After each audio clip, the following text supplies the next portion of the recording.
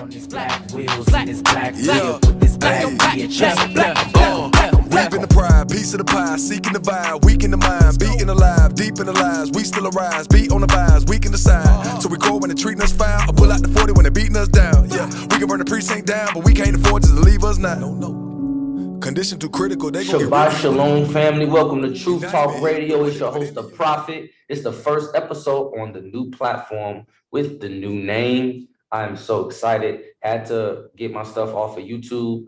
I'm still there, but I moved content from YouTube over to Odyssey. That's the new platform. Big shout out to my Ak, Lucas Cameron. He's also known as the Seven Trumpets Prepper on YouTube. Maybe you've heard of him. If you have, go check him out. He's also on Odyssey as well. So I'm grateful to be on the new platform. I'm grateful for the Most High Shabbat. All praises to the Most High. I'm excited for this topic because it's one of my favorite topics to talk about. And it is the true calendar. I've put out a couple videos about the true calendar beforehand. I've made posts. I've had conversations with many people. Some people agree with me, some don't. That's fine. I'm not here to condemn it or judge anybody, but I am here to share this information. All right. So with that said, like I said, I've talked to many different people, and we all have our own interpretations of scripture. We all have our own understandings, right? And some people keep Shabbat on or Sabbath, right? For those who don't, keep up with the Hebrew. Some people don't keep Sabbath on Sunday. Some people keep it on Saturday. Some people keep it in the morning. Some people keep it in the evening, right? I've seen all different kinds of variations: Friday sundown, Saturday sundown, and then or Saturday sundown to Sunday sundown, or vice versa, the mornings of Saturday morning to the morning of Sunday morning, and vice versa, right? And mainly in the Christian community, they keep it on Sunday. I am here to say that I do not do any of these practices. My Shabbat or Sabbath is in accordance with the Most High's calendar that he instituted in the beginning of creation. And that is the Luni-Solar calendar. And the reason why I say that is because it took me about 2 years. And for those guys who've been keeping up with me, you know this. It took me about 2 years to actually find the true biblical calendar. A lot of research, a lot of reading, a lot of comparison, a lot of dead ends, to be honest. It's very controversial. A lot of people don't agree with it, especially if you're coming out of a certain camp or a certain church to which, that doesn't align with your doctrine. And I know coming from the Christian community, originally, you know what I'm saying? I've only been in this truth for a short amount of time. I came into truth in 2018. And before that, I was a Christian. So I understand, coming out of the Christian mindset, how hard it is to accept new information. When you hear something that contradicts what you currently believe, you want to get defensive. You may get emotional. You may just want to instantly reject it, and you're not as willing and open-minded and objectively minded enough to be able to take that new information in. But today we're going to get into the calendar. I keep the Luni-Solar, so you already know my stance right off the rip, right? So from the beginning, I'm going to be taking the position of speaking to someone who doesn't agree with me, right? And I'm going to be bringing forth information, and hopefully this video is edifying to those who know nothing about the Luni-Solar and can go and look it up for themselves. Also edifying to those who know about the Luni-Solar and reject it, and maybe some of this information is something that you can go back to and re-examine things to see as maybe this brother might be onto something. So without further ado, I'm gonna share my screen. We're gonna watch this quick introductory video, and it's kind of just giving a brief introduction to the Luni-Solar, and then we're gonna get into some more things. All right, 1 second. All right, here we go. You should be seeing right now. Let me minimize that. All right, here go the video. Remember the Sabbath day, to keep it holy. 6 days shalt thou labor and do all thy work, but the seventh day is the Sabbath. For people wanting to obey the Bible commandments, the question is, which is day 1. All can count to 7, but where does the count begin? How can you know which is the true 7th day? The Creator who made the week also designed a month in which to place that week. The calendar of creation begins with New Moon Day, followed by 4 complete weeks. Each week contains 6 work days and a 7th day Sabbath rest. In the beginning, the Creator designed the movement of the sun. Real quick. So as you see, obviously they have the universe, they have the planets, they have the round ball Earth. For those of you guys who know me, I am a flat earther to the core, and this part I definitely isn't. I'm not rocking with. But the information is good. And the moon to measure time. Let there be lights in the firmament of the heaven to divide the day from the night, and let them be for signs and for seasons, religious gatherings, and for days and years. 2 great lights were set in the firmament of the heaven to rule over the day and over the night. Time can be measured only by movement. The movement of the sun measures a day. In 365¼ days, the sun and the earth return to the same relative position. This is 1 solar year. The moon's 29½ day rotation measures a lunation, which is the basis of the month. 12⅓ lunations are the same length as a solar year.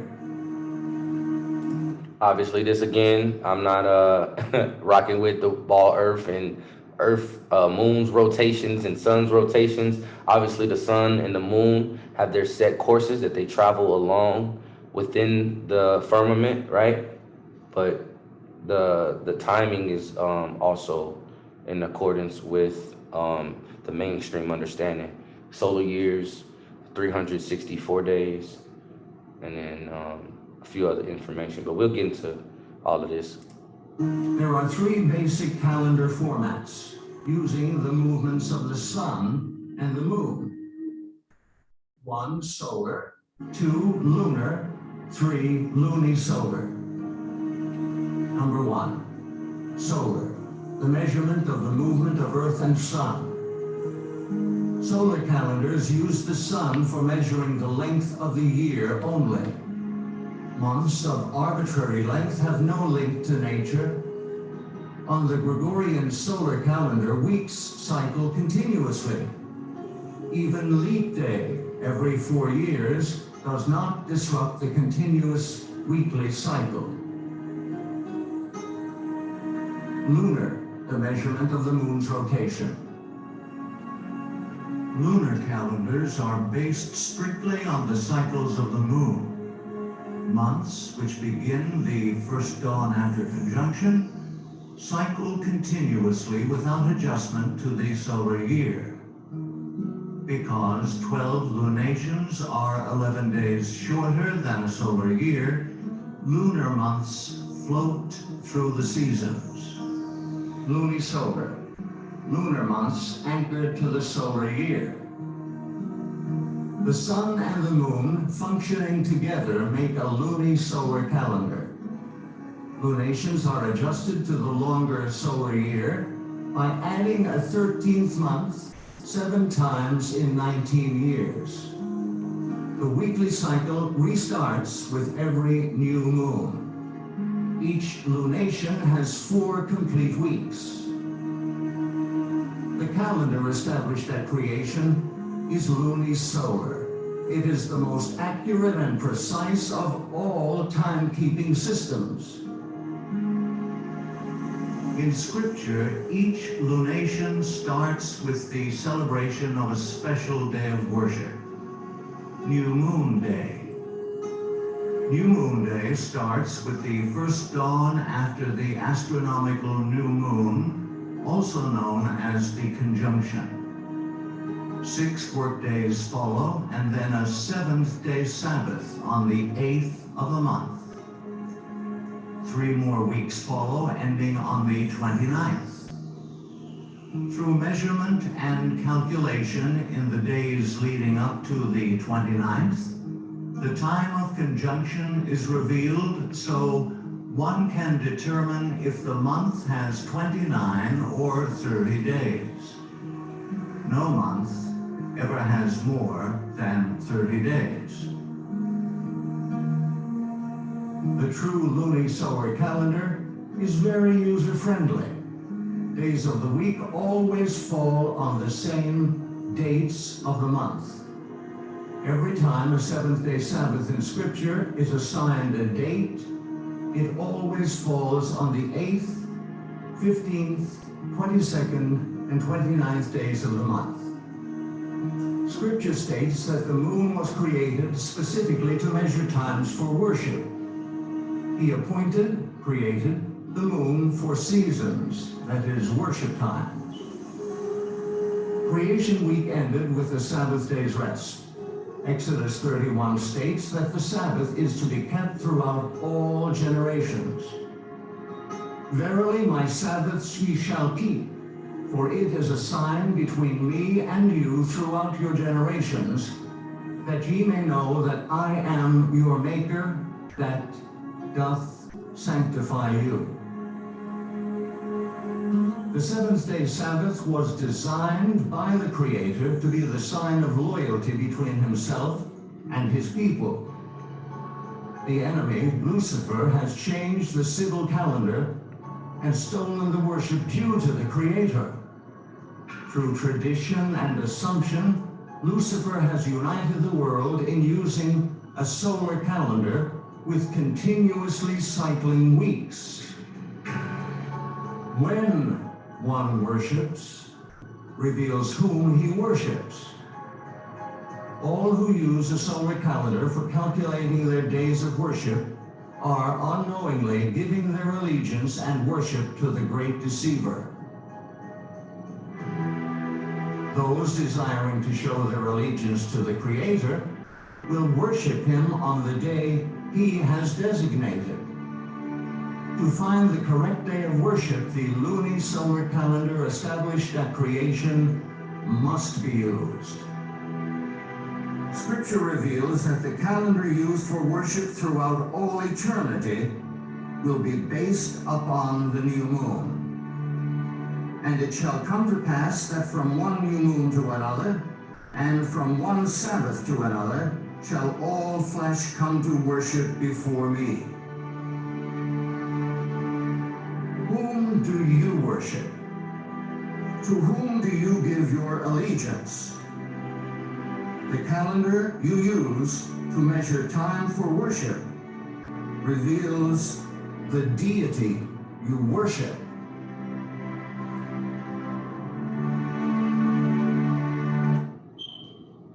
All right. So hopefully you have a better understanding of what the Luni-Solar is. All right.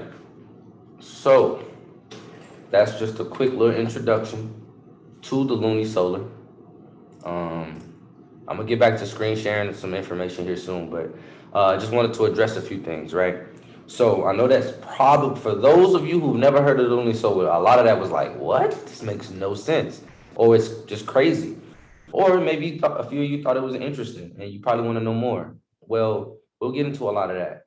But basically, it's followed by both the sun and the moon working together according to the scriptures. Because Genesis 1:14 says that the sun and the moon are both there, right? Both there. They're working in tandem. So if you have a calendar that is not using or incorporating both the sun and the moon, how can you say that it's biblically accurate? Okay, it has to have both the sun and the moon. So the video mentioned 3 types of calendars, the typical types. You have the solar, the lunar, and then the Luni-Solar. Okay, the solar calendar. Well, I'll start with the lunar calendar. The lunar calendar is solely based on the moon's phases. You get a shorter year, and you get no stability in the observation of the days. It just flows through the year. The solar year, you get a lot of instability as well. But the calendars that we currently keep are solar, and we're going to show. I'm going to show you. Okay, the calendar that you currently keep, whether you say it's the Hebrew calendar, because the times that you, not the times, but the days that you keep the Shabbat, or the certain days that your feasts fall on, you guys try to separate it from the Gregorian calendar, but you're still using the Gregorian calendar for the base of your observance of the holy days, the feast days, the Shabbats. All right, so let me show you. Let's go into the history. Let's go into the history of these different types of calendars. Okay. So go ahead, close that, go to the next. So there's the let's go to here. So the Gregorian calendar that we keep today. The Gregorian calendar that we keep today was instituted in 1582. In 1582, when Pope Gregory XIII introduced his Gregorian calendar, Europe adhered to the Julian calendar, first implemented by Julius Caesar in 46 BC. Since the Roman emperor system miscalculated the length of the solar year by 11 minutes, the calendar had since fallen out of sync with the seasons. So you see it right here. It was instituted in 1582. We are in 2021. So roughly 500 years ago. The calendar we keep is brand new, pretty much. Brand new. And it came from the Julian calendar, right? It came from the Julian calendar, instituted in 46 BC. Let's look at some information on the Julian calendar. 45 BC. In 45 BC, Julius Caesar ordered a calendar consisting of 12 months based on a solar year. This calendar employed a cycle of 3 years of 365 days, followed by a year of 366 days, or a leap year, right? So this started the solar year process, because the Gregorian calendar just continued the solar year timekeeping, right? It just kept that, and it became, the successor to the Julian calendar, right? 46 BC is when it started. 45 BC is when he first decreed it to be instituted. Now, before that, before the Julian calendar is what was called the Roman calendar. Now, the Roman calendar wasn't a specific calendar. It was a time period of different calendars trying to figure it out. But there's something interesting about the Roman calendar, and I'll read it here. So what is the Roman calendar? The Roman calendar is the time reckoning system used in ancient Rome.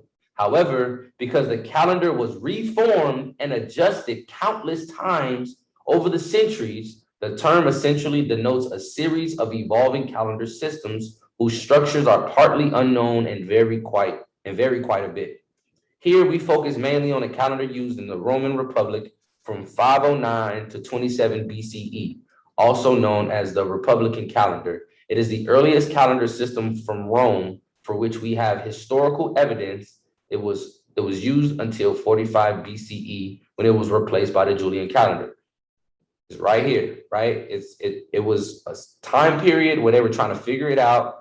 Different calendars were instituted, different variations, things was changed, and they were trying to figure things out until the Julian calendar in 45 BC, which was instituted in 46 BC, all the way to 1582 AD, and then the Gregorian calendar took over, and we still keep the Gregorian calendar today.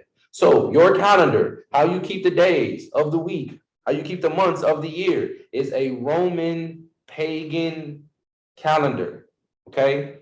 But what I found interesting about the Roman calendar, the original Roman calendar, it says the Republican calendar was derived from a line of older calendar systems whose exact design is largely unknown. It is believed that the original Roman calendar was a lunar calendar. that followed the phases of the moon. This basic structure was preserved through the centuries, which is the reason why we use months today. Now, this is significant because it was derived from earlier calendars. Earlier ancient civilizations already knew that timekeeping had to incorporate the moon. They had to incorporate the moon. These are ancient civilizations, all of which are not Hebrew, by the way. And we're going to look at a list here in a little bit. We're going to look at a list of different calendar systems, and you'll be surprised how many different calendar systems are luni-solar in origin. And then the more modern are solar, just like the Gregorian calendar, right? But very interesting. It started off as a lunar calendar, and then when it switched to the Julian, Julius Caesar instituted a solar calendar, which followed on to the Gregorian calendar today. Close this one out. All right, so with that said, let's focus on the Gregorian calendar because that's what we're dealing with now, right? Everybody keeping their Sabbaths, their Shabbats according to the Gregorian calendar. Here's the issue. Here's the issue. The Gregorian calendar has also been changing over the years. Times have been added, times have been taken away, times have been shifted, right? Scripture says that they will seek to change times and laws. You saw that scripture presented in the video earlier. Well, here's one example of that, right? The papal bull issued by Pope Gregory XIII in 1582 decreed that 10 days be skipped when switching to the Gregorian calendar. However, only 5 countries adopted the new calendar system that year, namely Italy, Poland, Portugal, Spain, and most of France. They skipped 10 days. So at the institution of the calendar that a lot of you keep, 10 days was automatically skipped. How are we skipping days? There's also another instance, I forget exactly when it happened, but they moved 2 weeks. They fast forwarded 2 weeks just so that the day would align with a feast day. And it wasn't even I don't even think it was a biblical feast day. I think it was Easter. I think it was Easter. They wanted it to align with Easter, so they fast forwarded 2 weeks. This is the calendar. This is one of the many fallacies and contradictions of the calendar. All right. Now, stay with me. If you rocking with the Gregorian calendar, I'm not here to throw shade, but I do want to let you know that there are inconsistencies with the calendar, right? And that's why we're here. We're here to get the truth. All right. So let's read here. This is Wikipedia. However, I want to focus on this right here. Sunday was another work day in the Roman Empire. On March 7th, 321, however, Roman Emperor Constantine issued a civil decree making Sunday a day of rest from labor, stating, all judges and city people and the craftsmen shall rest upon the venerable day of the sun. Country people, however, may freely attend to the cultivation of the fields because it frequently happens that no other days are better adapted for planting the grain in the furrows or the vines in trenches, so that the advantage given by heavenly providence may not for the occasion of a short time perish. The reason why I read this is because according to the Gregorian calendar, prior to this date, they kept the Shabbat on Saturday, because according to the Gregorian calendar, Saturday is the 7th day of the week, okay? Pope Gregory also changed that from Saturday to Sunday. So all you Sunday worshiping, Bible believing Christians and whoever else who keeps the Sabbath and the Shabbat on Sunday, you do so because he changed it from Saturday to Sunday. Okay. So we already have skipping of 10 days, skipping of 2 weeks, and the complete change of the Sabbath according to the Gregorian from Saturday to Sunday. 3 inconsistencies already. Okay, already. So, like I told you, we're going to look at a list of calendars. Here is a list of calendars, and I'm gonna highlight some of these too as well. So we see the, I don't know how to even pronounce that name. You can see it for yourself. It's Luni-Solar. A lot of us have never even heard of Luni-Solar. I never even heard of Luni-Solar until about 2.5 years ago. Never heard of it before. But you're going to see Luni-Solar appears a lot on this list, right? And it tells you where it came from, what was the origin, introduction, what age it was introduced. Egyptian calendar, fixed 365 days. Egyptian, Bronze Age, Middle Kingdom. But you see Luni-Solar again, right? You see solar, lunar, Luni-Solar, Roman calendar. This is what I was telling you about. The Roman calendar was a calendar used by the Roman Kingdom and Republic. The term often includes the Julian calendar established by the reforms of the dictator Julius Caesar. Remember, the Julian calendar instituted the beginning of the Julian calendar's solar observance, right? But the Roman calendar, Luni-Solar. Remember, it said that it followed the moon, okay? And it was later changed to the sun, 713 BC, right? 6 ancient calendars, Luni-Solar. Seasonal, Luni-Solar, lunar, seasonal, fixed days, all of these, right? Let's keep going. Let's scroll down. Let's keep scrolling. You're gonna see Luni-Solar throughout this thing, okay? And the more modern, you see solar, like the Julian calendar. Here we go. The Julian calendar, proposed by Julius Caesar in AUC 708, was a reform of the Roman calendar. We've already covered this, but it's a solar calendar, okay? 45 BC. The information is supporting itself.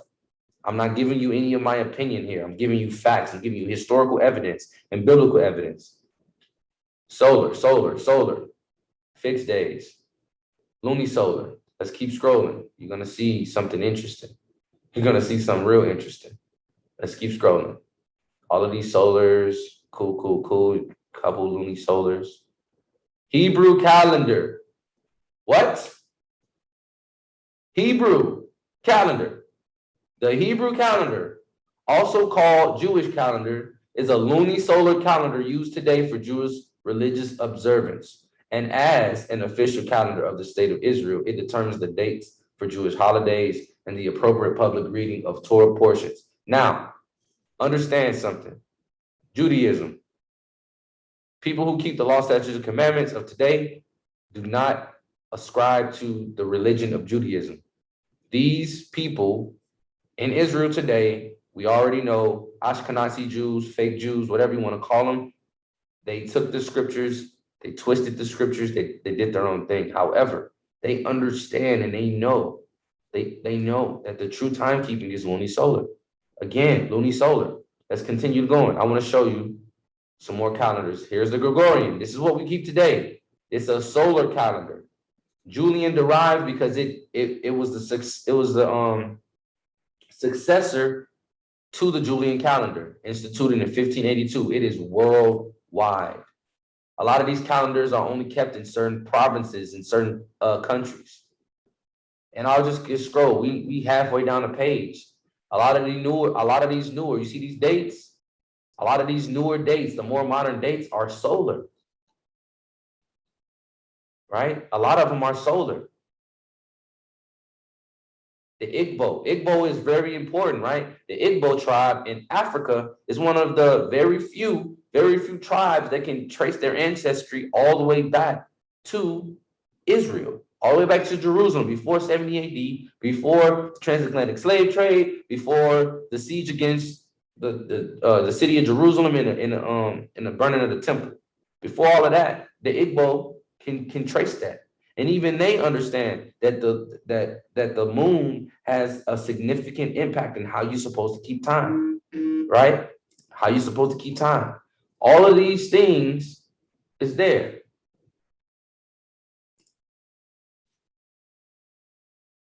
All right, so let me quickly stop this share. All right, back to me. All right, so I know that was a lot, but you see it for yourself. You've seen the Roman calendar being Luni-Solar, based on the moon. Luni-Solar also incorporates the sun. It has both in accordance with scripts. I'm not saying Rome was following the Most High. I'm just saying that the ancient past, a lot of these ancient calendars had the same understanding. It's this modern day, this modern mindset where we think that we just know more than our ancestors and that we're just that much smarter and we want to do things our own way and we want to change things. No, the ancient civilizations were onto something. Just like when you talking about the flat earth, every single ancient civilization had a flat earth model. It wasn't until modern day when we think we know more, then we want to introduce this ball theory, right? But that's a discussion for another time. A lot of people have questions. A lot of people not only question, but a lot of people shoot down the Luni-Solar because of a few different things. But before we get into a lot of those things, let me just first set the premise.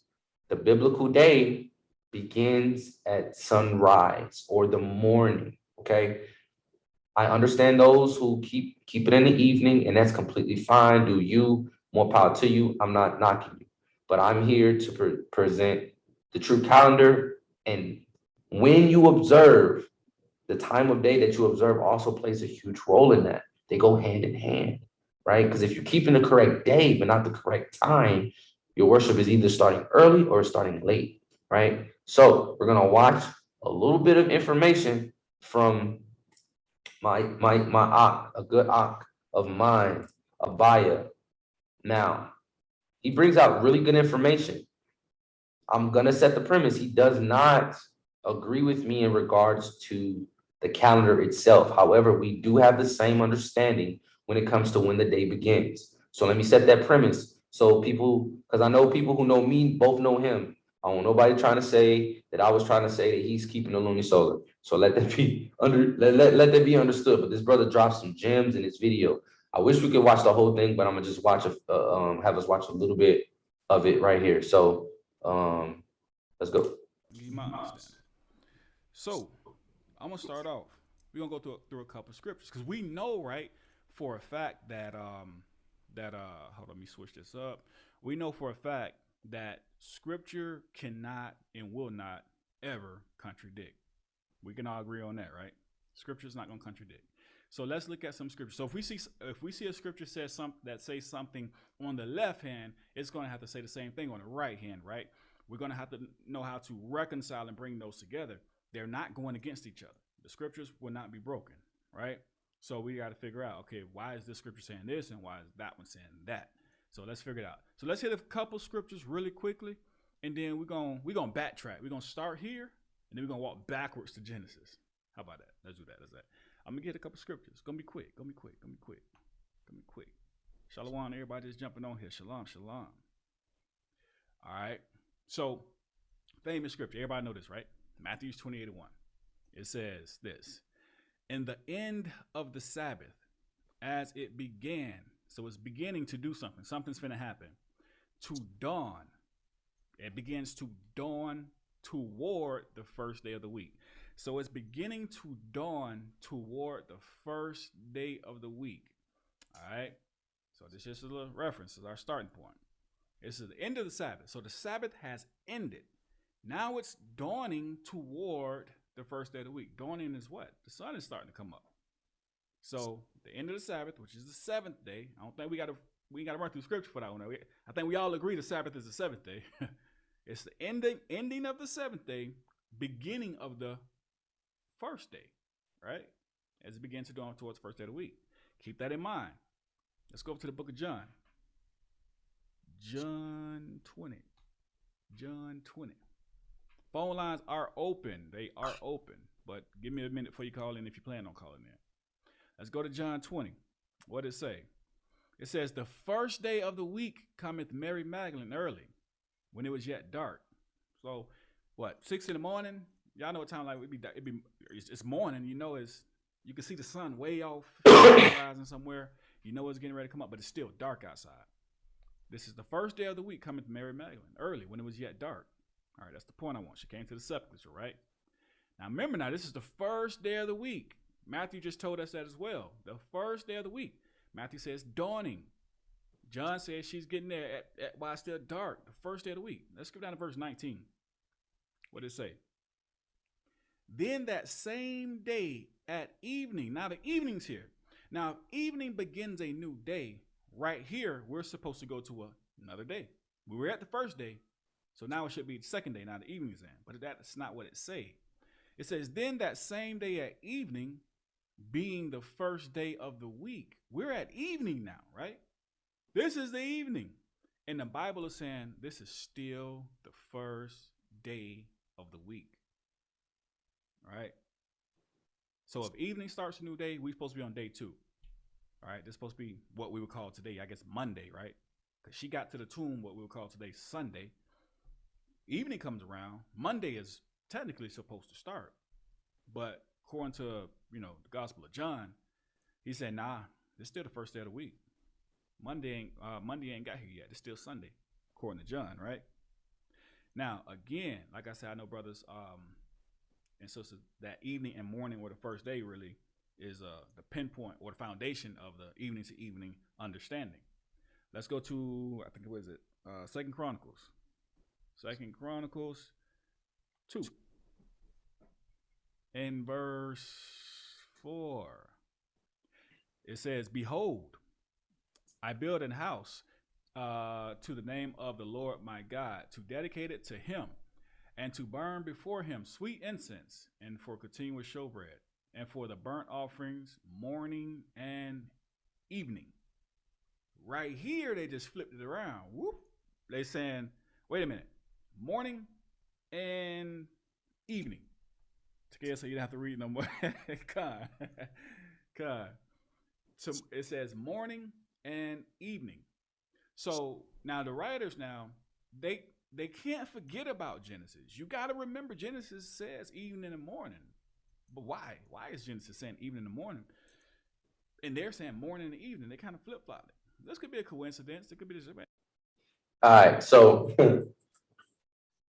I know a lot of people have that understanding that, that the day begins at evening because of Genesis, where it says evening and morning was the first day.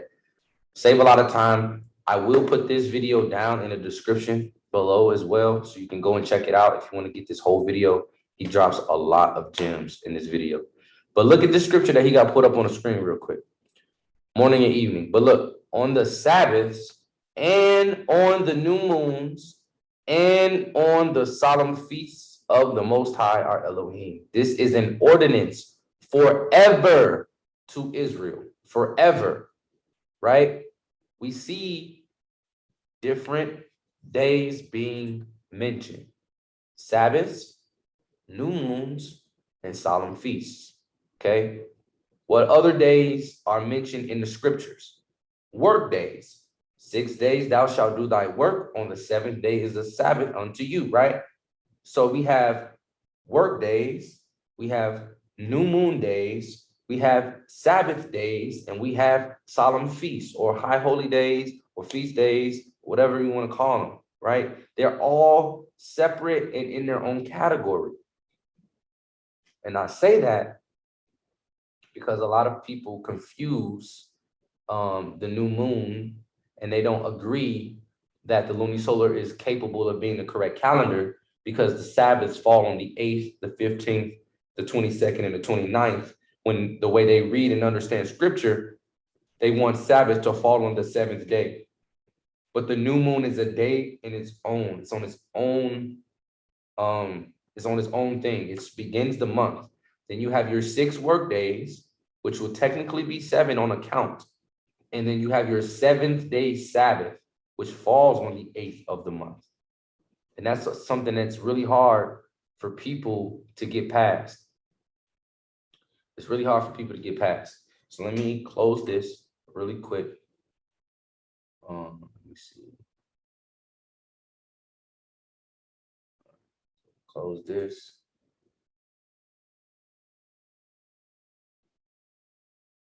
All right. So we see in scripture, and I'm gonna just pull it up real quick.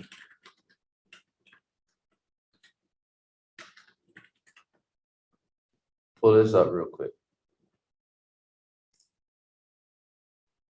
This is why a lot of calendars automatically are in error. Okay.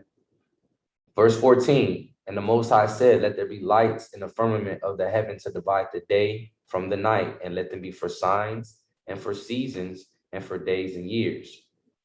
So this is timekeeping. If your calendar isn't in alignment with Scripture, meaning it has the sun and the moon. And for more clarification, let's continue to verse 15. And let them be for lights in the firmament of the heaven to give light upon the earth. And it was so. Okay, in verse 16, and the Most High made two great lights, the greater light to rule the day, the sun, and the lesser light to rule the night. He made the stars also. And the Most High set them in the firmament of heaven to give light upon the day, and to rule over the day and over the night, and to divide the light from the darkness. And the Most High saw that it was good. And the evening and the morning were the fourth day, right? Okay, so if your calendar doesn't have both, it's wrong. Sorry. I don't mean to throw no jabs, but I'm just keeping it real with you. If it's solar, it's wrong. If it's lunar, it's wrong. It has to be Luni-Solar. It has to be Luni-Solar because it has to incorporate both. Now, I could have went really deep into when the day begins and show all of these different examples in Scripture, but Abaya did an excellent job with that small snippet of the video that we saw. If you do not understand how that could be possible, the day begins at morning, not evening. If it began in evening in Scripture, we would have saw that would have begun another day. But it still said at evening, it was still the first day of the week, right? So that evening wasn't the beginning of the first day of the week. It wasn't the beginning of the first day of the week. It was the end of the first day of the week. When Mary Magdalene began to go, when she began to leave, right? It was dark. Scripture says that it was dark, and it was the end of the seventh day as the sun began to dawn toward the new day. So as the sun comes out, it begins a new day. It's right there in the Scriptures. Please go to the Scriptures for yourself. Do your own research.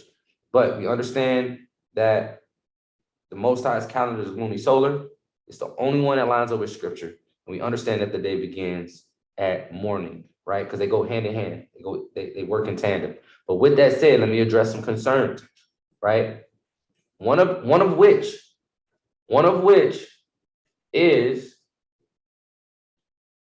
this part right here. This part right here. I have heard from multiple people, they say they can't accept the Luni-Solar as truth because how can they follow something that was instituted on the fourth day? How can they begin their timekeeping from the fourth day on? So that we just ignore or forget about the first 3 days and then on the fourth day, right? Because they're saying here,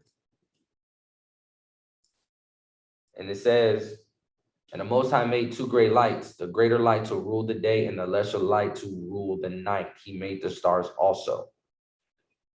They're saying it was made on the fourth day. So there's no way they could keep the Luni-Solar as truth because the Luni-Solar is based on something that was created on the fourth day.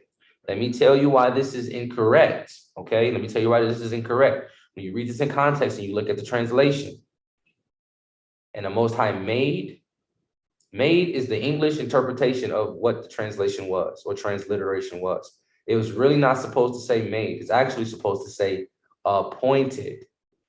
And I'm going to show us why. I'm going to show you why. Let's look at Genesis 1:16. Okay, this is the interlinear, right? And made. Here's the Hebrew word for made. Let's click on it. Come on, internet. Here we go. Asa, 62:13. Asa, do, make, right? To do or to make. But that isn't the only definition. That's not the only definition of Asa. Let's look at the exhaustive concordance real quick. A primitive root, to do or make, in the broadest sense and widest application. Look, accomplish, advance, appoint, act, be at, become, bear, bestow. Okay? Widest application as follows: accomplish, advance, appoint, act, be at, become, bear, bestow, bring forth. There's so many different uses of it than just the one, to make. It's understandable that they easily mistranslated it. However, let's look at something else. Let's look at some commentary, right? This is from Jamieson Fawcett Brown Bible Commentary. Two great lights. In consequence of the day being reckoned as commencing at sunset, the moon, which would be seen first in the horizon, would appear a great light. Compared with the little twinkling stars, while its pale, benign radiance would be eclipsed by the dazzling splendor of the sun, when his resplendent orb rose in the morning and gradually attained its meridian blaze of glory, it would appear the greater light that ruled the day. Both these lights may be said to be made on the fourth day, not created. Indeed, for it is a different word that is used here, but constituted, appointed to the important and necessary office of serving as luminaries in the world and regulating by their motions and their influence the progress and divisions of time. I understand when you read it, you're reading, a lot of people read at face value, but anybody who's spent a lot of time in the scriptures and understand context is key. Context kills false doctrines, and it is key to understanding. You have to read the scriptures in the context in which it was written, not in our understanding in English or not in our modern day westernized perspective. We need to understand the scriptures from an Easternized perspective and a Hebraic perspective rather than a westernized perspective. So I argue that verse, was it 19 where it says, and that was the fourth day, and verse 16 where it says the Most High made or appointed the sun and the moon, or the greater and the lesser light. He didn't create them in that moment. He just appointed them. He gave them their job. He gave them their assignment as timekeeping. Okay? And this is why I say that. In addition to the mistranslation of made and appointed, right? Let's read from the beginning of the scriptures. Remember, context. In the beginning, the Most High created the heaven and the earth. And the earth was without form and void, and darkness was upon the face of the deep. And the spirit of Ahia, or the Most High, right? Not everybody calls on the same names, I understand. Moved upon the face of the waters, right? And the Most High said, let there be light. And there was light. And the Most High saw the light that it was good. And the Most High divided the light from the darkness. And the Most High called the light day, and the darkness he called night. And the evening and the morning were the first day, right? Okay. This is important, and this is a lot to unpack, but we're going to do it piece by piece. First, in the beginning, the Most High created the heaven and the earth. I argue that the sun, the moon, the stars, the earth, the heavens were created at this point, right now, at that moment. That's when he created it. All of that stuff was created. You could even argue, scrolling down, when he said, let there be light. You know that the sun and the moon are both lights. They're not balls of gases burning in the outer depths of space. We understand that they are lights. So how is there light before the sun and the moon is created? Because if the sun and the moon wasn't created until the fourth day, and he created them and made them on the fourth day, not appointed them, then where is this light that when he said, let there be light, where is this light coming from? I've heard arguments that, it's the radiance of his essence. Scriptures don't say that. The scripture says, he said, let there be light. Then it gets even more specific. He says he saw the light, that it was good. Why would he says he saw the light? That's coming from an outward entity, right? An outward entity for the Most High to witness the light. and stamp it as good, right? If it was his radiance, he's not looking at himself like, ooh, this is good.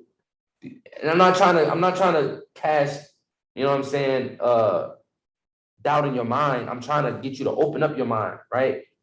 To understand the scriptures in context. He says he saw the light and it was good. And he divided the light from the darkness because it was dark in the beginning. He divided the light from the darkness. So some kind of light had to be instituted to split the darkness from the light. Again, I argue that the sun and the moon was already created at this point. And he called the light day and the darkness he called night, right? He called the light day and the darkness he called night. How do we have daytime and nighttime, or daytime and evening time, or morning and evening time without the sun and the moon? It doesn't make sense. So in verse 16, where it says that he made these two great lights, he had already created light in the beginning. So it wasn't that he made the sun and the moon in verse 16, it was that he appointed them. He's like, all right, I created them. This is what you're going to do. You're going to give light. This is what I created you. You're giving light right now. I see the light that you're giving, and it's good. And I'm claiming that it's good, and this is morning and this is evening, or this is evening and this is morning. I created light and it's good. But in verse 16, he gave them a purpose, not just for light, but to keep time, because he knows all, right? We know that the Most High is all knowing. He knows that mankind is wicked and that we will seek to change times and laws. Well, how can he create and institute a timekeeping system, a calendar that we cannot change, that we cannot touch or alter? Put it in the firmament, put it in the heavens, right? Look, in the beginning, the Most High created the heaven and the earth. But then you also see in verse 6, it says, and the Most High said, let there be a firmament in the midst of the waters, and let it divide the waters from the day. Oftentimes, firmament and heaven get mixed together. They're clearly separate here, right? So he created the heavens and the earth, right? He created the heavens and the earth, and then he created a firmament, a dome boundary between the heavens and the earth. And he set lights in the firmament, right? So we know the sun and the moon are within the firmament. The sun and the moon aren't floating in heaven. They're down here with us on earth in the firmament, right? But he created everything in this instant. And then to quickly touch back to those who believe that the day begins in evening, because of this, and the evening and the morning were the first day. This isn't saying the evening came first and then the morning followed in the structure of the day. It's just simply stating that the day consists of two parts, evening and morning. There's no chronological evidence here. There's none whatsoever. No chronological evidence saying that the day begins at evening, because it was mentioned here in Genesis. And that's something that Abaya was getting into in the video, right? But like I said, I'll leave that description below. You can go and check that video out. So the sun and the moon weren't made on the fourth day. They were appointed their jobs of timekeeping on the fourth day. But it was already the fourth day, so it's already recorded. So you can just continue the time, because he created everything in 6 days, and he rested on the seventh day. Another thing they mentioned is with the new moon, right? The new moon begins the month, and the new moon dictates, in the phases of the moon, dictates when the Sabbaths fall, right? Where they say, well, since the moon was created on the fourth day, no way it could begin the month because it wasn't created till the fourth day. But obviously, I just said that the sun and the moon were both created in the beginning of creation. And in the beginning of creation is when the moon was instituted. And that's how you get your calendar count. Okay? That's how you get your calendar count.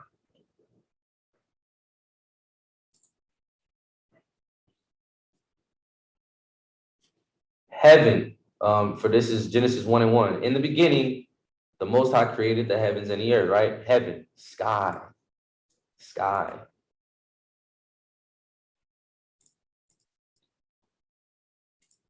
Click on this word. This page isn't responding. Wait, let me just refresh the page then. How about that? Gotta love modern day. All right, here we go. Sorry for the wait. Shamayim, okay? Shamayim. Heaven, sky, heaven. Let's look at something that's interesting, okay? These are all of the different translations, but let's continue. Where's that?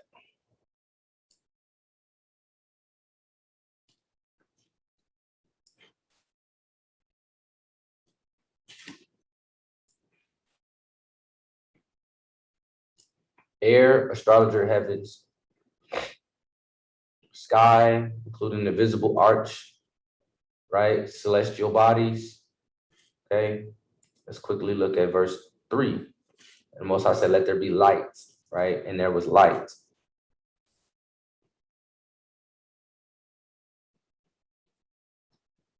Light.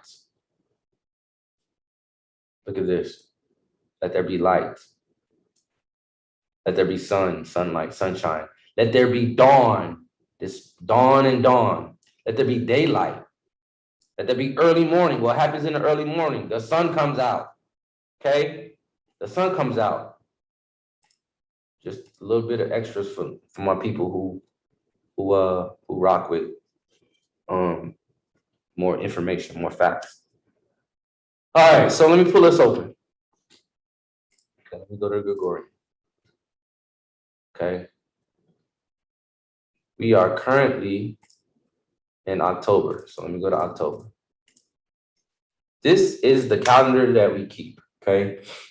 We keep the Gregorian calendar throughout the world.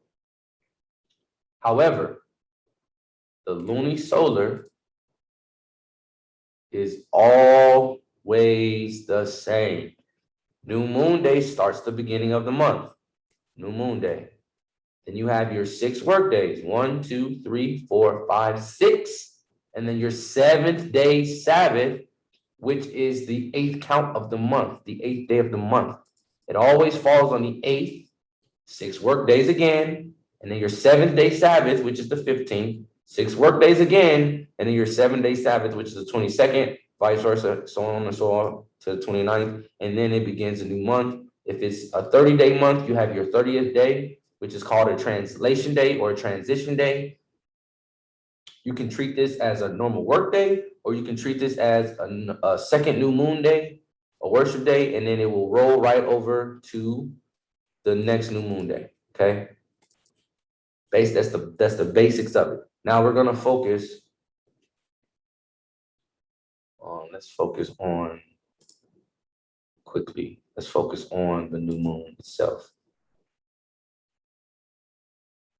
okay? Let's look at the origin of moon, okay?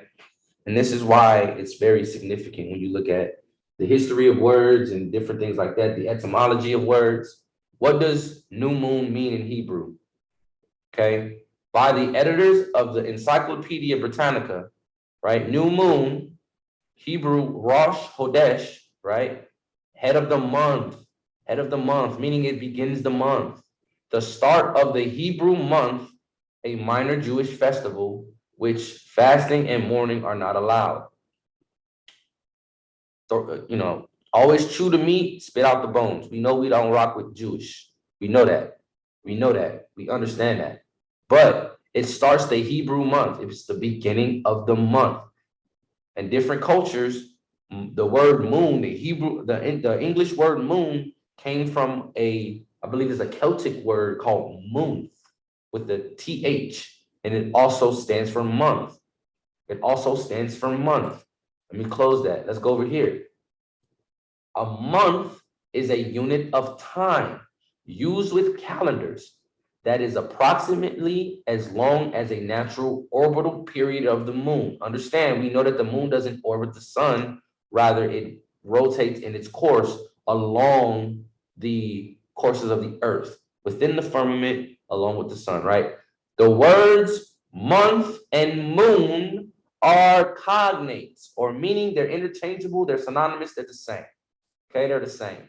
The words month and moon are cognates. The traditional concept arose with the cycle of the moon phases. Cycle of the moon phases are synodic months and last approximately 29.53 days. Speaking of phases, I'll add this in there too. Let's look at Luni-Solar calendar, right? Let's go to images really quick. I want to show you the different phases of the moon. I want to show you the different phases of the moon. Oh,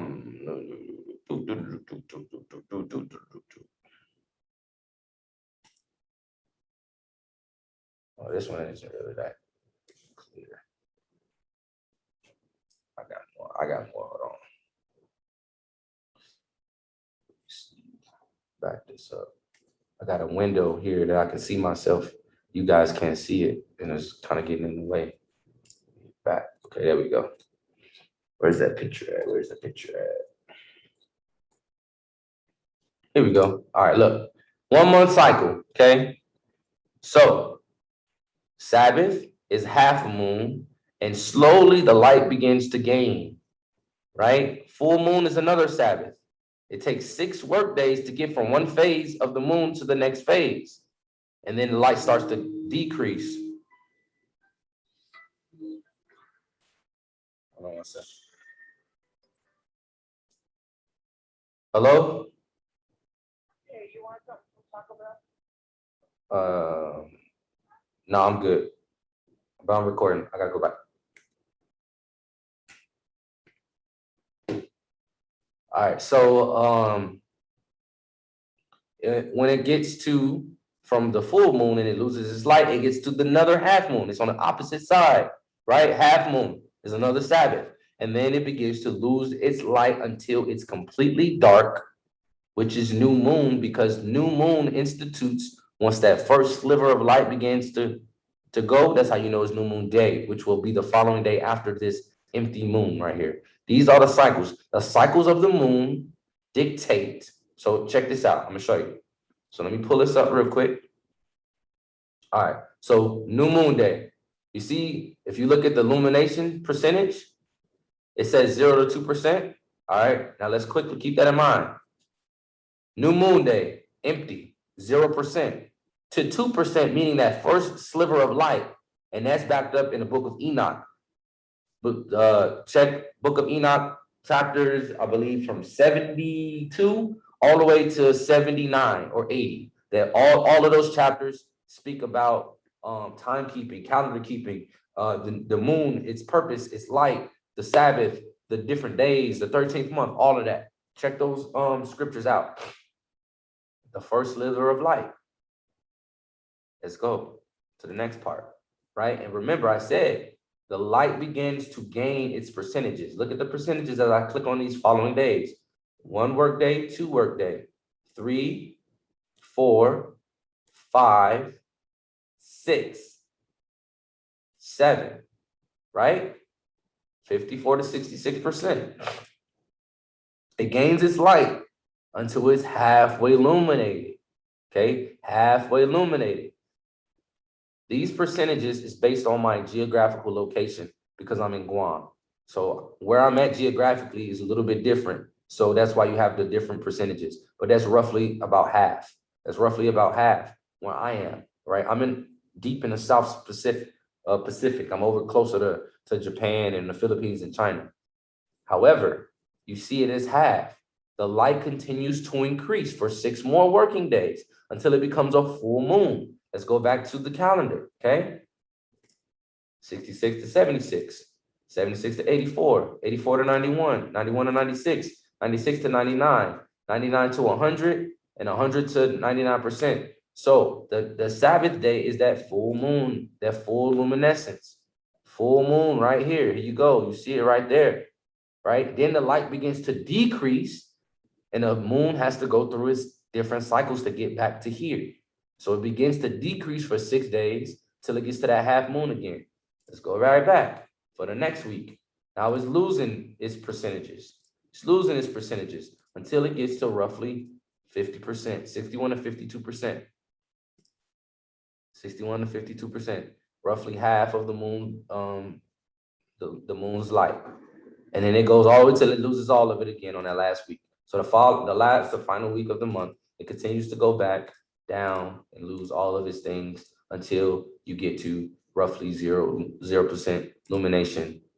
0% illumination. This cycle begins and restarts over and over and over again. 8th month, 9th month, 10th month, 11th month. The only thing that changes is that certain months are 30 days and certain months end on 20 days. That's the only difference. So you see it there, right? This is the only thing that aligns with scripture. It's the only thing that aligns with history. It's the only thing that aligns with anything. The only thing that makes sense.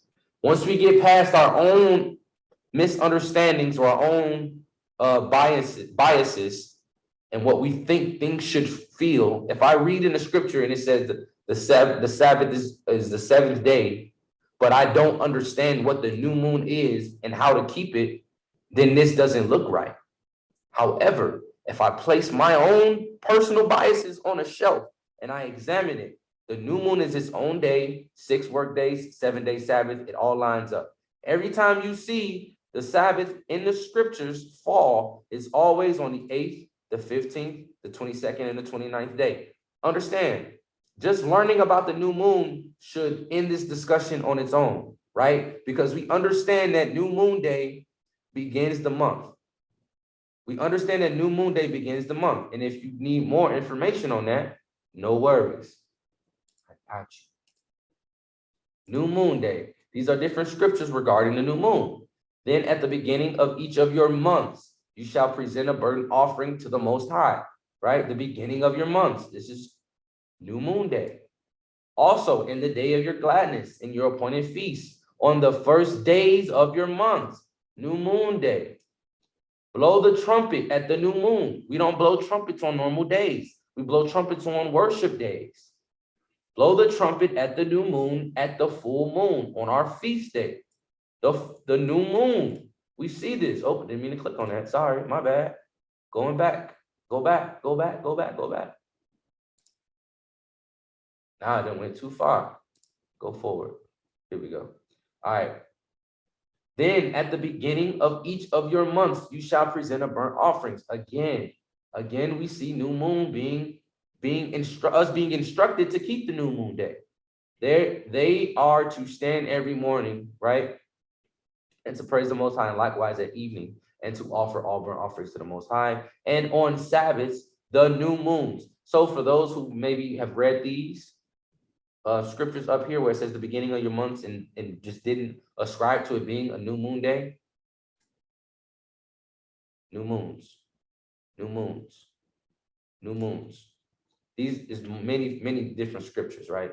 Many different scriptures talking about the new moon days. And I encourage you to go and look at all of these, right? Here's a good one. Ezekiel 46:1. This proves that the new moon day is a day of worship on its own.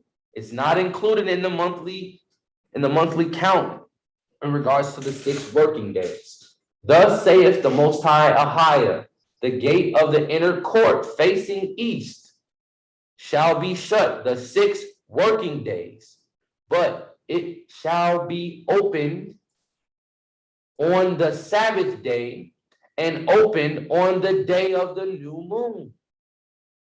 Your Honor, I rest my case on the new moon. Clearly, if the new moon should have been counted among the 6 working days, then it would have been so, but it wasn't. The new moon is its own separate worship day. You have each month starts with worship, right? Each month starts with worship, and each month ends with worship. The month begins on new moon day to begin the month with worship on new moon. You have 6 working days, and then you have your 7th day Sabbath, which falls on the 8th. And then it falls on the 22nd again, and then the 29th. And the 29th is the last day of the month. It's a Sabbath. It ends on a worship day. And then if it's a 30-day Sabbath, a 30-day month, Then you have a translation day, which can also be considered a worship day. So if you keep the 30th day as a worship day, you get no arguments from me because you're keeping that beginning with worship, ending with worship. Hey, I rock with that. I rock with that. But we understand that new moon itself is a separate day on its own. So when you look at the count, this, you're not supposed to count it like 1, 2, 3, 4, 5, 6, 7, and be like, this is supposed to be the Sabbath. So if the Sabbath is the 8th day, that's wrong. You're not counting new moon day. New moon day is its own worship day. Separate, completely separate. Remember, I told you there's different kinds of days. You have new moon day, you have your work days, you have your Sabbath days, and then you also have your holy days. Let me show you. Like the 14th of the first month, and we're going to get into this in a little bit. The 14th is a holy day. It is the Passover. It is not on a Sabbath day. However, holy days can fall on Sabbath days. For example, Feast of Unleavened Bread is a Sabbath day, but it's a holy day. A good amount of holy days fall on the Sabbath. However, they are all in their own specific categories. They are all on their own specific categories. We are currently in the month of October, which is, according to the Luni-Solar, the 8th lunation or month, okay? The 8th month of the year. So I hope this makes sense. I'm trying to make it as simple as I possibly can. Let me see, let me go back over here. Okay, so let's look at why the Luni-Solar is the only thing that lines up with scripture. And we're going to go right word for word. So 6 days, this is Leviticus chapter 23, where you get your instructions on how to keep the feasts and the Sabbaths, right? 6 days shall work be done, but the 7th day is the Sabbath of rest.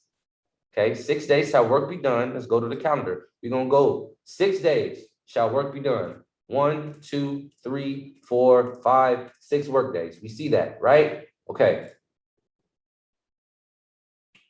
But the 7th day is the Sabbath of rest and holy convocation. This is important. This word right here is important. You're going to see this appear over and over and over again, and it's going to support what I'm talking about.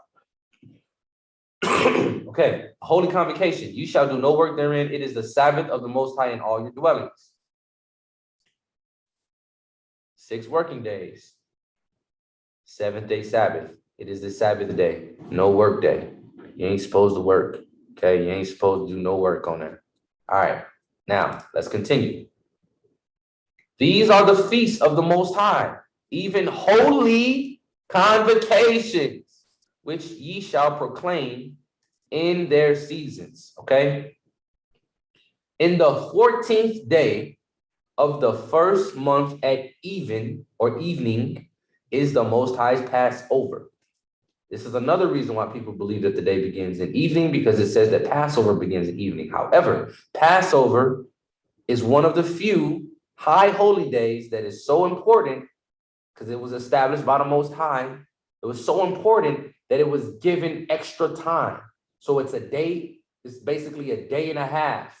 It's beginning at evening on the day prior to the full feast day or the Shabbat, okay? That's why it begins at evening. But a lot of the Shabbats just begin when the Sabbath begins. It's just a one day, but there's a few that gets more than that, right?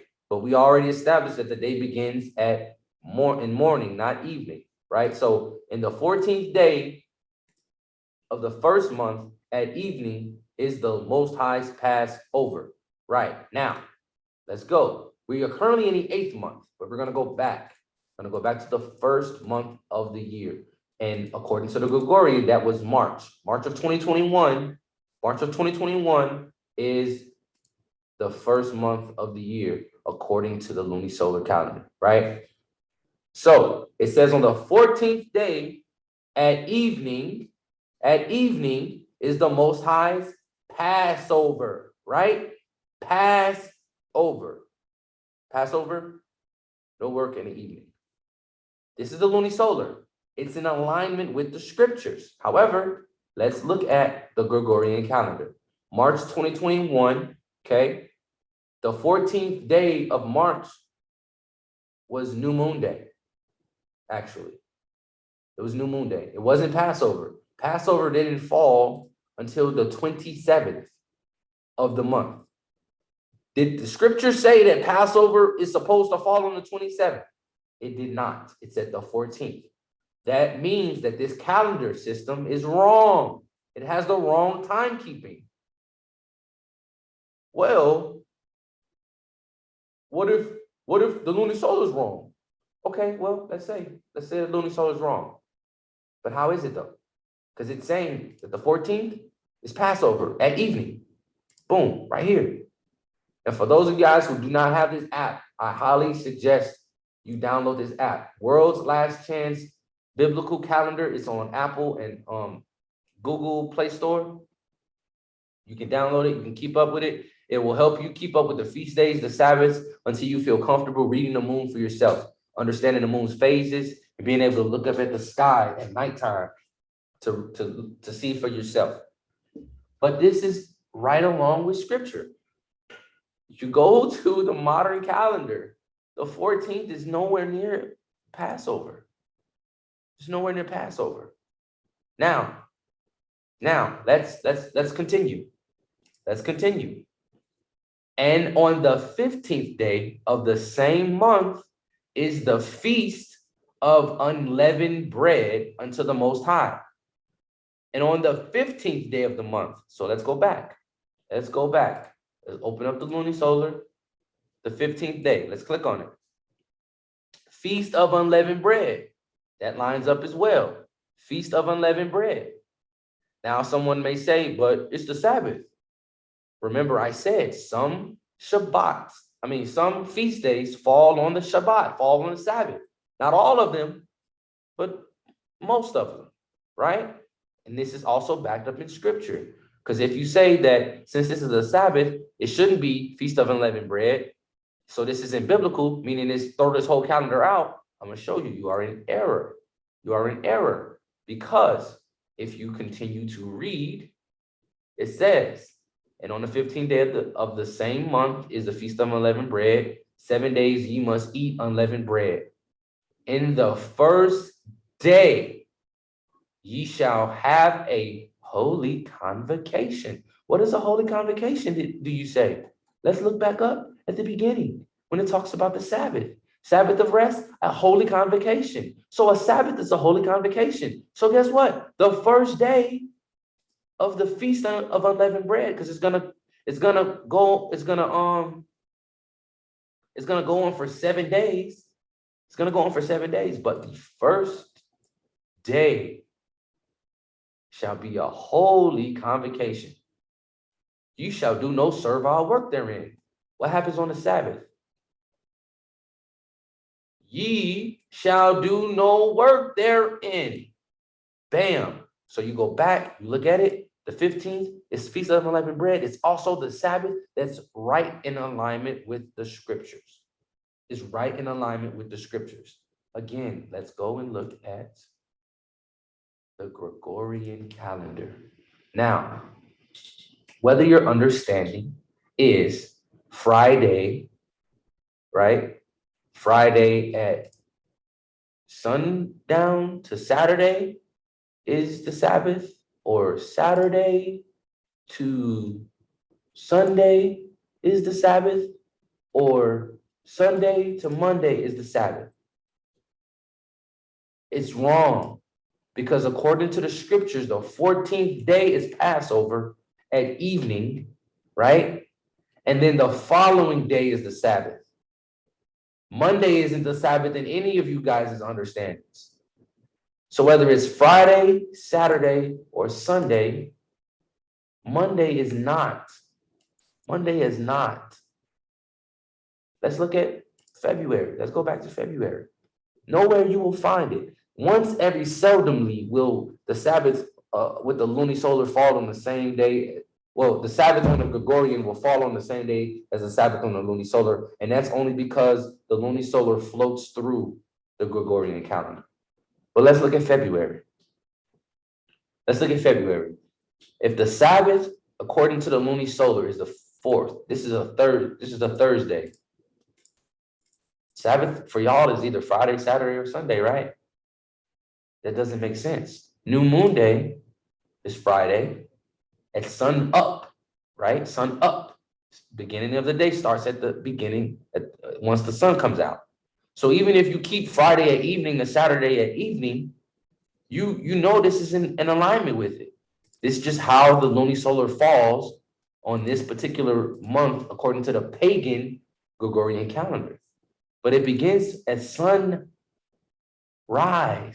So if you keep it at Friday evening, it still don't line up. It still don't add up.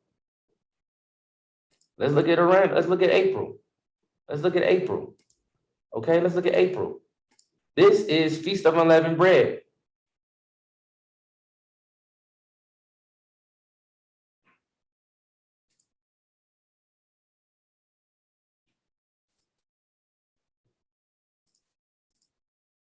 Oh yeah, so April is the ending of the Feast of Unleavened Bread. And then it begins the Sabbath. But the Sabbath here is Sunday at sunrise. And the Christian's like, oh yeah, we got two. We got two. But look, it's not right because it doesn't align. It does not align. So let's go and look at a different scripture. Let's go and look at a different scripture. It's the same chapter, but we're gonna look at a different scripture. Speak unto the children of Israel, saying, the 15th day of this month, of this 7th month, so now we're in the 7th month, okay, shall be the Feast of Tabernacles for 7 days unto the Most High. So let's quickly get our stuff together. Let's go to the Luni-Solar. Let's go to the 7th month. 7th month, okay, we're in the 7th month. Let's go back to the scriptures, make sure we good, okay? On the 15th day of the 7th month shall be the Feast of Tabernacles for 7 days until the Most High. So 15th day, let's find the 15th. 15th, Feast of Tabernacles. Okay, Feast of Tabernacles. It is also the Sabbath. Let's look back at the scriptures. On the first day, because for 7 days, we're going to celebrate Feast of Tabernacles for 7 days. But on the first day shall be a holy convocation. We already cleared that holy convocation, you shall do no servile work, is a Sabbath. Does that align? Do they match? Is this a Sabbath? Is it the 15th day of the month? Is it the 7th month? Yes, yes, yes. All right. 3 witnesses. Gather, everything shall be established with 2 or 3 witnesses. I'm giving y'all witnesses after witnesses after witnesses after witnesses. Okay, on the first day shall be a holy convocation. 7 days ye shall offer an offering made by fire unto the Most High. On the 8th day shall be a holy convocation unto you. Okay, hold on. For 7 days. 7 days. Remember, this is the first day. This is the first day of Feast of Tabernacles. Feast of Tabernacles lasts for 7 days. Let's count. 1, 2, 3, 4, 5, 6, 7. Right? 7 days. 7 days shall ye offer an offering made by fire unto the Most High. On the 8th day shall be a holy convocation. Well, we counted 7 here. This was the 7th day. What is the 8th day? A Sabbath day. Holy convocation. Shall do no work therein. These are the feasts of the Most High. These are the feasts of the Most High. Does this calendar align with the scriptures? Yes or no? If no, you need to tell me why. If no, you need to tell me why. And you need to provide proof. You need to provide evidence, just like I just provided evidence to support this. You need to provide hard evidence, not because, well, the way you read and you interpret the fourth day and the sun and the moon, or you count 7 and it's on this day and not this day. No. Show me why you believe what you believe. Who taught you? Were you a part of a church? Were you a part of a camp? Were you a part of some other, different type of organization or congregation? Was it someone who taught you this, who embedded these thoughts, embedded this understanding into you? You need to be able to relinquish whatever you believe in and be able to examine the facts and the evidence that's presented and choose which is right. Pray on it. Use discernment. Follow the instructions in the scriptures. Everything must be established with 2 or 3 witnesses. I've given you, I don't know how much. I haven't even been keeping up with it. Let's continue. Again. We're gonna do it again. I'm gonna show you how this lines up. The healing of the blind man in John chapter 9, right? I got all of this. I know this is a Microsoft Word document. I copied and pasted this directly from a website of someone who's actually trying to debunk the Luni-Solar, but they don't realize that they supported the Luni-Solar. But it says the lunar Sabbatarians, they call us lunar Sabbatarians, that's funny, pick up on the story of the healing of the blind man of John 9. Let me blow this up a little bit. I know it's kind of small. There we go. The blind man of John 9, which took place on the Sabbath, according to the gospel account, and claim it happened on the 22nd of the 7th month. Remember, in Leviticus, we just went over in the 7th month, the 22nd is a Sabbath day. So already, we just read the first sentence, already the Luni-Solar is on point. But let's continue. Right? Thus is another proof for them, proof for us, really, okay, that the 22nd is a fixed Sabbath, as well as the 8th, the 15th, and the 29th. How did they find out the Sabbath healing of the blind man was on the 22nd day of the 7th month? Here is what they say. Here's what we say. How about here's what scripture says. The last day of the Feast of Tabernacles always falls on the 21st day of the 7th month. This right here should automatically debunk the Gregorian calendar because it doesn't. Let's pause real quick. What's the 7th month according to the Gregorian calendar? July, right? What's the 21st of July? Is that the last day of the Feast of Tabernacles? No, it's a work day. The following day, is this the Sabbath? Look at this. Look at this. No, these are work days. When was the Sabbath? The last Sabbath was the 18th, and then the next Sabbath isn't until the 25th. Right? And you can go into the different years, 1999, 2000, 2001, 2002, 2003. You can go to any year you want. It's not consistent because it's not, one, it's not biblically based. It's not based in the scriptures. It's not based in what the Most High instituted. And it doesn't even incorporate the sun and the moon. It's wrong. Now, see Leviticus 23, 34, 36, 39 through 41, Numbers, all of these different scriptures, right? We can go look at these scriptures for yourself. I don't want to have to get into all of this, right?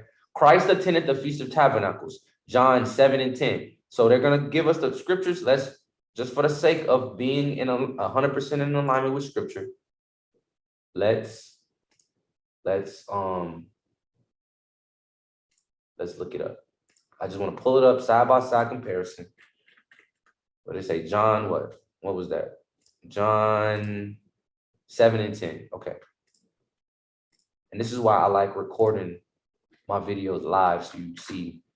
I do some editing, but it's just to edit out like lagging and stuff like that. But I want you to see as I do things live. Okay, John 7 and 10. All right, we had John 7 and 10. But when his brethren were gone up, then went he also up unto the feast, not openly, but as it were in secret. Okay, it went up to the feast. We see that, right? Let's go back here. Christ attended the Feast of Tabernacles. Bam. On the last day of the feast, the 21st of the 7th month, Christ stood and spoke. It says John 7 and 37. Okay, let's go to John 7 and 37. Let's see if this is legit. John 7, 37. I read out of the KJV. I also have many various other versions that I read. In the last day, it says in the last day, okay? So it's talking about the last day, that great day of the feast, right? So we know that this is talking about the last day of a feast. Hamashiach, Yasha, stood and cried, saying, if any man thirst, let him come unto me and drink. Okay, so far, what this is saying is correct. So far, what we've read, what this is saying is correct. And it says Hamashiach spent that night on the Mount of Olives, John 8 and 1. Okay, so let's see if he spends the night. Let's see if this is correct. Because we always want to be grounded in correct in what's going on. This will take you to the next chapter. So 8 and 1. All right. Yasha went unto the Mount of Olives. Okay. So it says here that he went to the Mount of Olives. What's the next part? This lines up too. The next morning, the 22nd of the 7th month, Christ returned, or Hamashiach returned to the temple. At the temple, he healed a blind man. Okay, so let's go to 8 and 2 real quick, because we already got it pulled up. 8 and 2.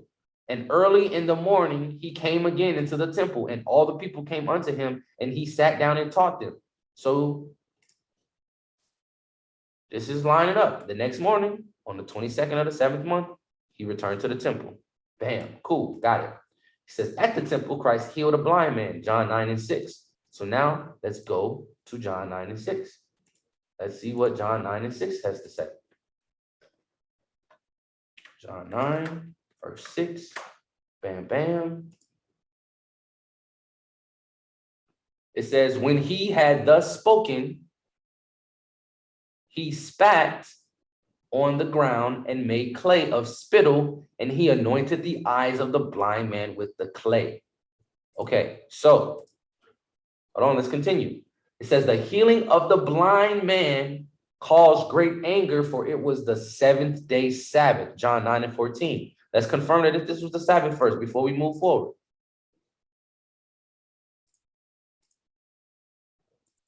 It's doing too much. Was it 9 and 14? Yeah, 9 and 14. Sorry, my brain be going somewhere sometimes. And it was the Sabbath day when Yasha made the clay and opened his eyes. So it proves when he healed this man, when he made the clay and opened his eyes, it was the Sabbath day. It was the Sabbath day. The healing of the blind man caused great anger because it was a Sabbath day. This places the weekly Sabbath day Sabbaths on the 8th, 15th, 22nd, and 29th day of the month yet again, right? Let's get the visual. Okay, let's get the visual. So we got to go back to the Luni-Solar. 7th month, okay, 7th month, the 21st day. Let's go back to here. Remember, the 21st day, on the last day of the feast, the 21st of the 7th month, Hamashiach stood and spoke. And then that night, he spent the night on the Mount of Olives. We've already cleared this. The next morning, on the 22nd of the month, he returned to the temple and he healed the blind man that same day. He returned to the temple. So he was on the Mount of Olives on the 21st. On the 21st, he stood and spoke. On the 21st, he stood and spoke, and then he spent the night on the Mount of Olives. On the following day, which was the 22nd, he went to the temple, he spoke, he taught, and then he healed the blind man. And scripture confirms that the 22nd was a Sabbath day. Was the 22nd a Sabbath day? Is this the 7th month? If the answers to all of these questions were yes, and if the answer to all of these questions are in alignment with the scriptures, then how is any other calendar other than the Luni-Solar actually the true biblical calendar? So what are we doing if we're not keeping this? What are we doing if we're not keeping this? Let me hit a few more points, and then I'll promise we'll be done. Okay? So right here, going back. And the Most High said, let there be lights in the firmament. Why is this significant? I should have led with this, but I think it's significant, and it actually kind of works out that I'm ending with it, right? The reason he put this in the firmament, the sun and the moon, the stars, is timekeeping piece. It's because he didn't want us to mess with it. We can't mess with it. We can't get past the firmament. Everybody who understands flat earth know that you can't get past the firmament. Firmament was created to separate the waters from above, then the waters from below. Now, this is very significant because let's say you were stranded in the wilderness, right? Lost in the woods.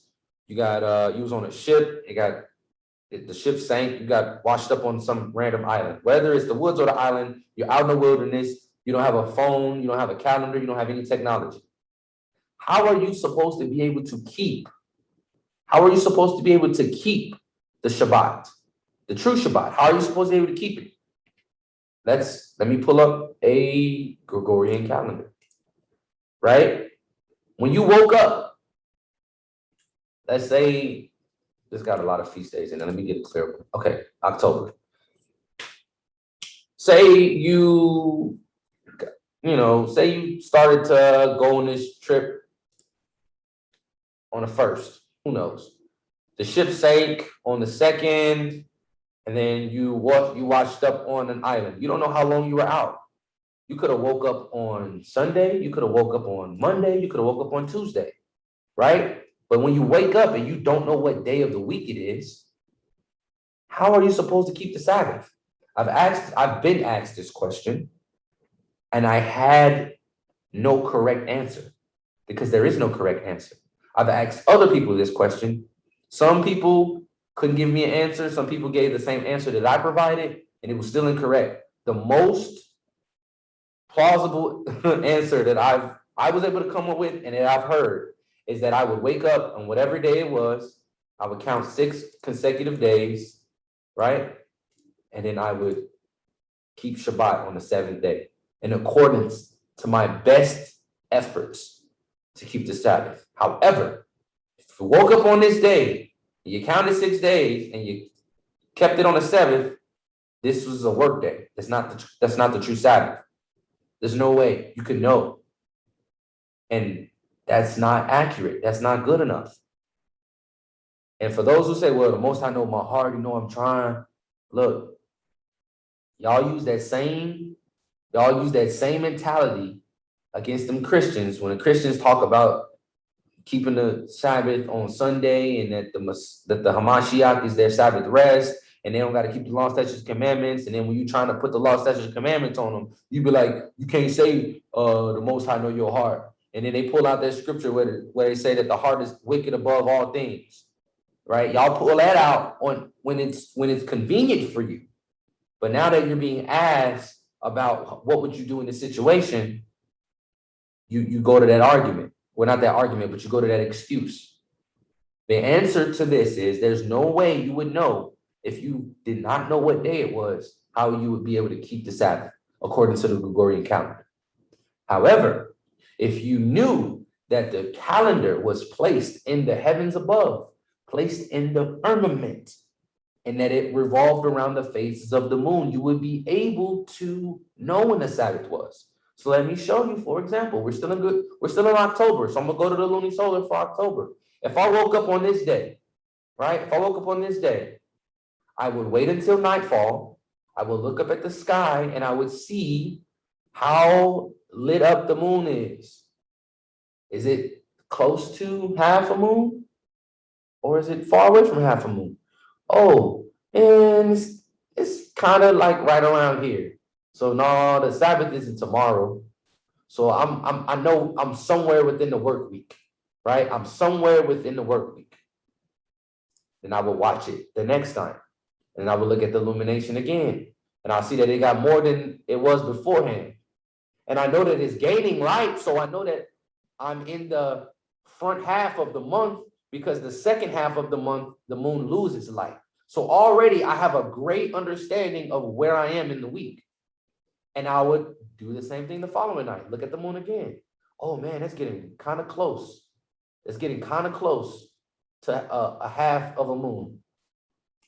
And then I'll look at it the next night. And then I'll look at it the next night. So I'll look at it this night, right? And I'll see that 43, 54% in Guam, that's what it says, but I'll see that the moon is half lit, right? When I see that it's half lit, I know exactly that the next following day, as soon as the sun comes up, is a Sabbath. And guess what? It is.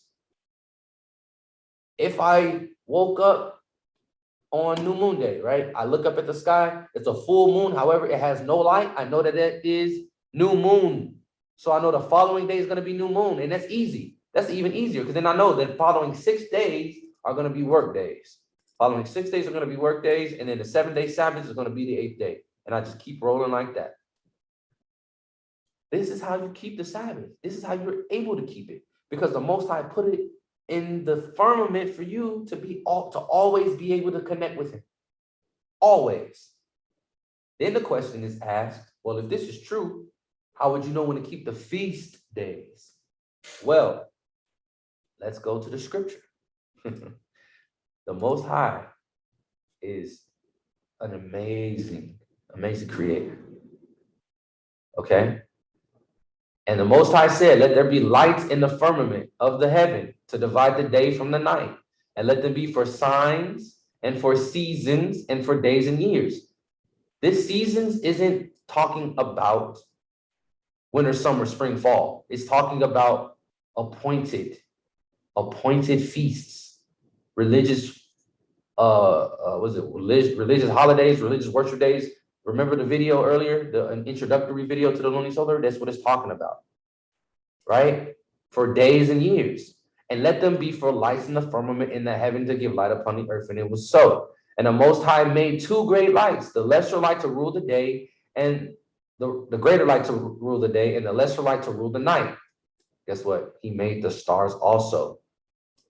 And he set them in the firmament to give light upon the earth. The stars is what lets you know what part of the year it is.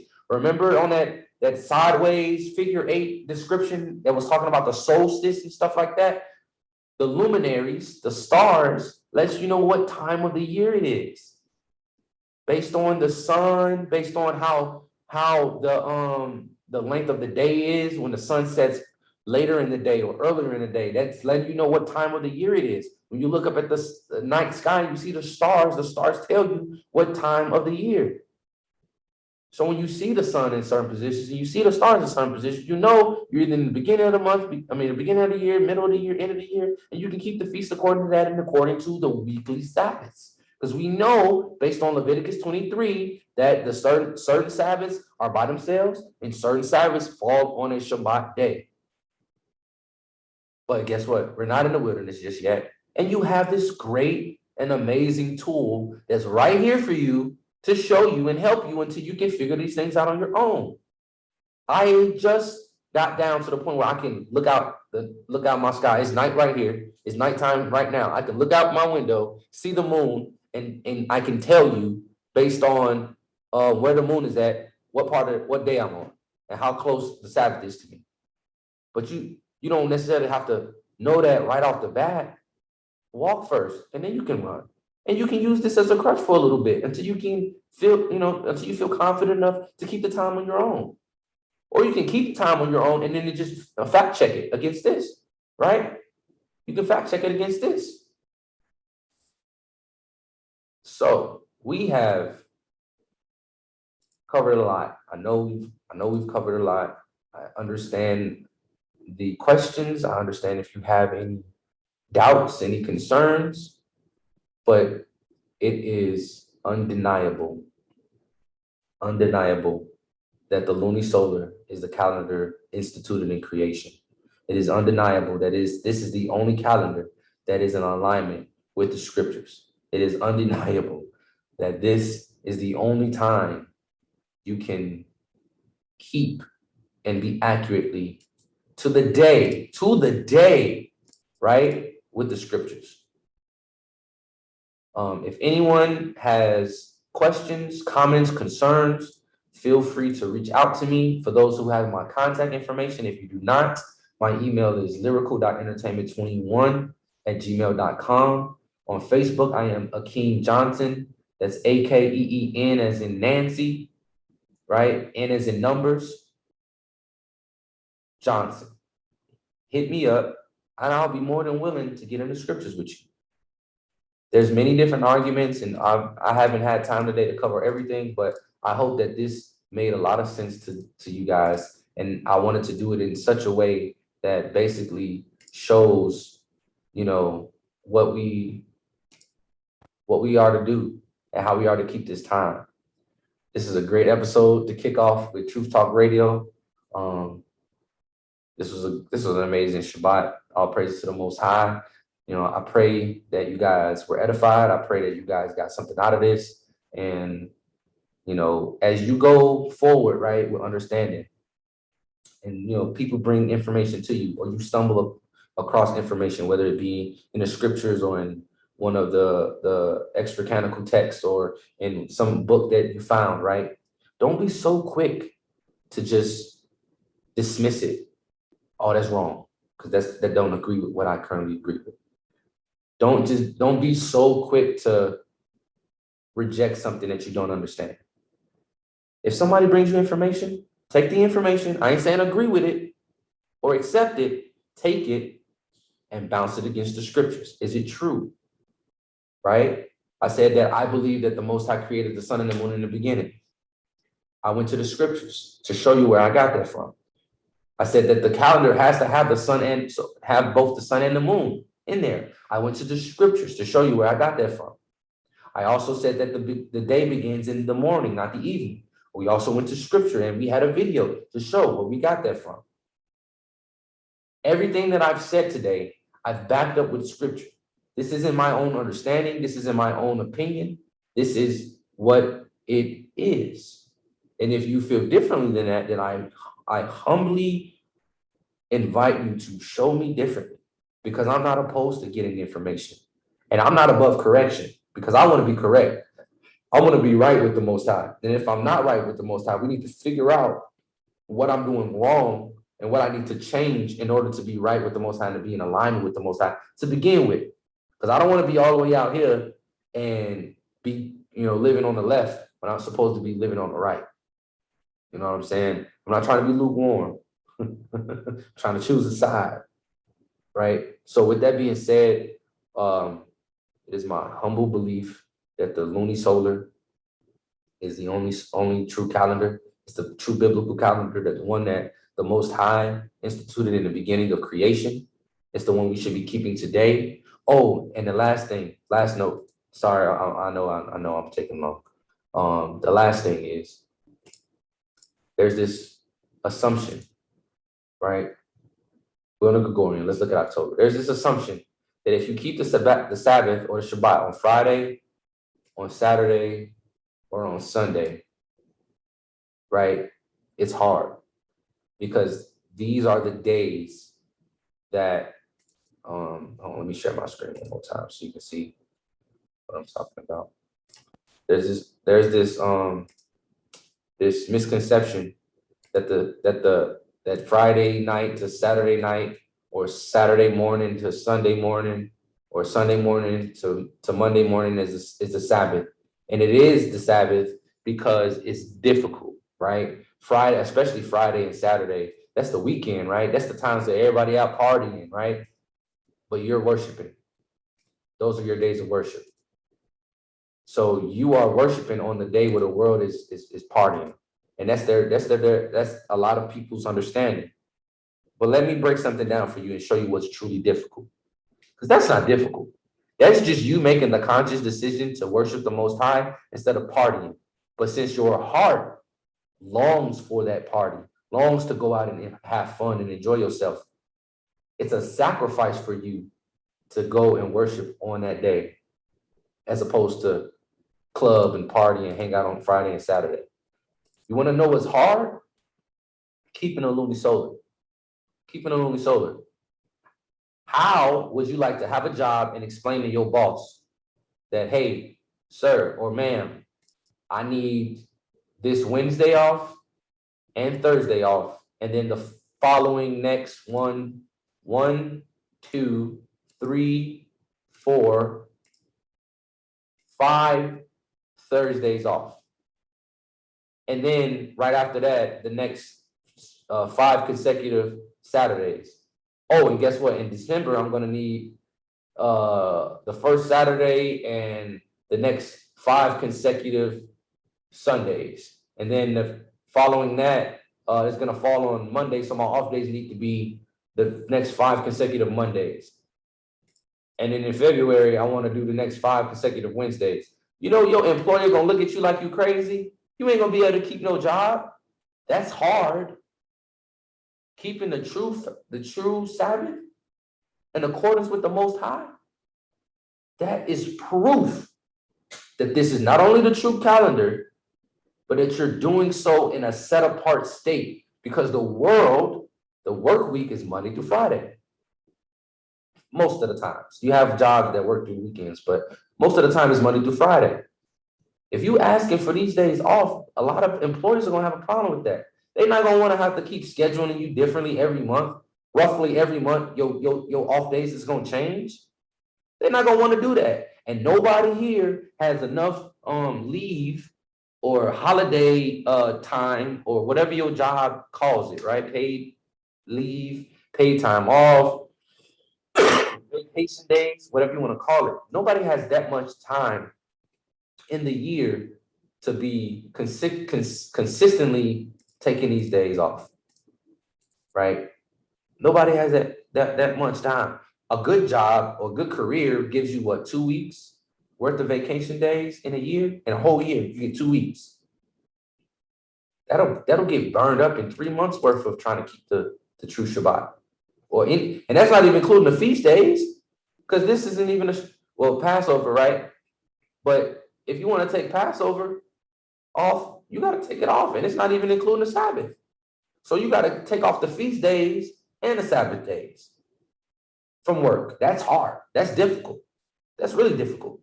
You got to find you have to find an employer who is understanding and objective enough to accept your request, or you have to find an employer who knows about the Luni-Solar and keeps it themselves. Or you have to just go into business for yourself, be an entrepreneur where you set your own hours. But if you don't have your own business, you don't set your own hours, or you're completely unemployed, how are you supposed to consistently keep the Most High's true feast days and his Sabbaths or Shabbats? That's difficult. So I don't want to hear, oh, I keep it Friday, sundown, because that's when everybody club, but I'm in church. I'm in the temple. That's not hard. That's a personal sacrifice. That's a personal sacrifice. Let's say it like this. Say it's Friday night, and you got interviewed for this amazing job that pays $75 an hour. But they said orientation, since you're going to be working the night shift, orientation is going to start Friday at sundown. Right? Say you wanted a club, and say you was planning on going to a club on Friday at sundown. Now you're sacrificing going to the club to go to that orientation. That's just a personal sacrifice. You want a cookie? You want a pat on your back for doing a personal sacrifice? That's not really where, you know what I'm saying? That's not really where it's at. However, every single month, you're going to have a different day to request off. And that is difficult. It's hard for you to keep a job. It's hard for you to provide for your family. That's hard for you to take care of yourself. Hard for you to pay your bills and all of that good stuff. That's a life changer. That's a life changer. I'm in the military, and it's hard for me to keep this. I have to take and use my own personal days of leave, which I'm lucky that due to this fake pandemic, I had a lot of days saved up that accumulated. So I have a lot of days, but eventually I'm gonna run out. I'm gonna run out, and guess what? They're gonna have to make a decision. Whether we're gonna give him these days off or he's just gonna have to leave us. Because I'm keeping these feast days in the Shabbat. There's no question. Because I'm instructed to and I'm commanded to by the scriptures. Something to think about, family. Something to think about. I hope this made sense from a historical perspective, from a biblical perspective, from a logical and rational perspective. from a personal perspective. I'm trying to give you all different sides of the puzzle. This is what we're supposed to be doing. The question is, will you do it? So with that said, Shabbat Shalom again, and I hope it touched somebody. Share this information, share this video, like, share, and subscribe to the channel. And all praises to the Most High.